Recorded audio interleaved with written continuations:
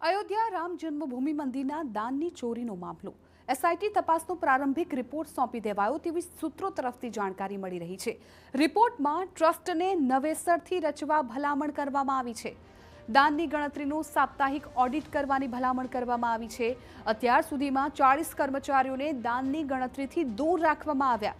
Bank અને trust બંને તરફથી નવા કર્મચારીઓની નિમણૂક, ચંપતરાય સહિત 150 લોકોને અયોધ્યા ન છોડવાની ચેતવણી આપવામાં આવી। વિસ્તૃત તપાસ માટે તપાસ ટીમને વધુ સમય આપવાની માંગ કરવામાં આવી। અયોધ્યા સ્થિત રામ જન્મભૂમિ મંદિરમાં દાન સંબંધિત ગોટાળા મામલે આજે પ્રારંભિક રિપોર્ટ સીએમ યોગીને સોંપી દેવાયાનું સૂત્રો તરફથી જાણવા મળ્યું છે। દાનની રકમની ચોરીના આક્ષેપ ઉઠ્યા બાદ રાજ્ય સરકાર દ્વારા 13 જૂનના રોજ તપાસ માટે એસઆઈટીની રચના કરાઈ હતી અને એ જ સમયે એક અઠવાડિયાની અંદર પ્રારંભિક રિપોર્ટ તેમજ 2 અઠવાડિયાની અંદર અંતિમ રિપોર્ટ સોંપી દેવા જણાવાયું હતું। મનાઈ રહ્યું છે કે આ રિપોર્ટ પર જ આગળની કાર્યવાહી હાથ ધરાશે।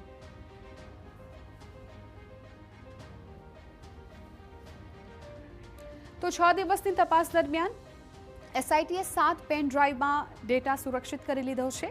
દાન પેટીઓમાં ધન સંગ્રહ, રોકડની ગણતરી કરવાની રીત, બેંકમાં રૂપિયા લઈ જવાની રીત, સીસીટીવી ફૂટેજ સહિત તમામ વિગતો મેળવી લેવામાં આવી છે।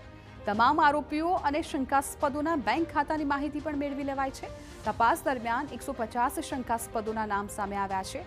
ટ્રસ્ટના મહામંત્રી ચંપતરાય સહિત આ તમામને આગામી આદેશ સુધી અયોધ્યા ન છોડવા માટે નિર્દેશ કરવામાં આવ્યો છે। અત્યાર સુધીમાં 2 કરોડ રૂપિયાની રિકવરી કરવામાં આવી છે।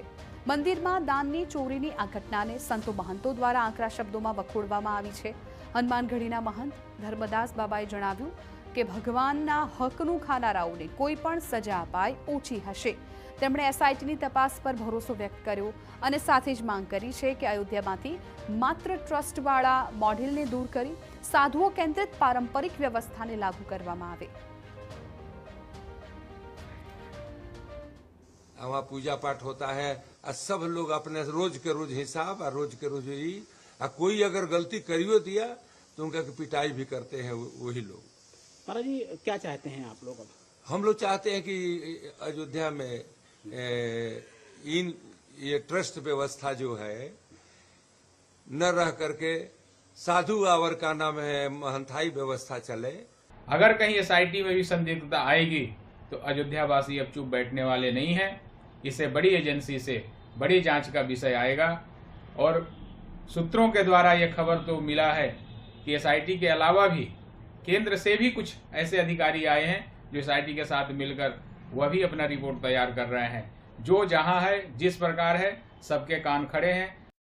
મળતી વિગતો અનુસાર એસઆઈટીના પ્રારંભિક રિપોર્ટમાં મંદિર ટ્રસ્ટના માળખાને વધુ પારદર્શક અને જવાબદાર બનાવવા મહત્વના સુધારા સૂચવવામાં આવ્યા છે અને તેમાં કાશી વિશ્વનાથ ધામની જેમ એક મુખ્ય કાર્યકારી અધિકારીની નિમણૂકનો પ્રસ્તાવ પણ મૂકવામાં આવ્યો।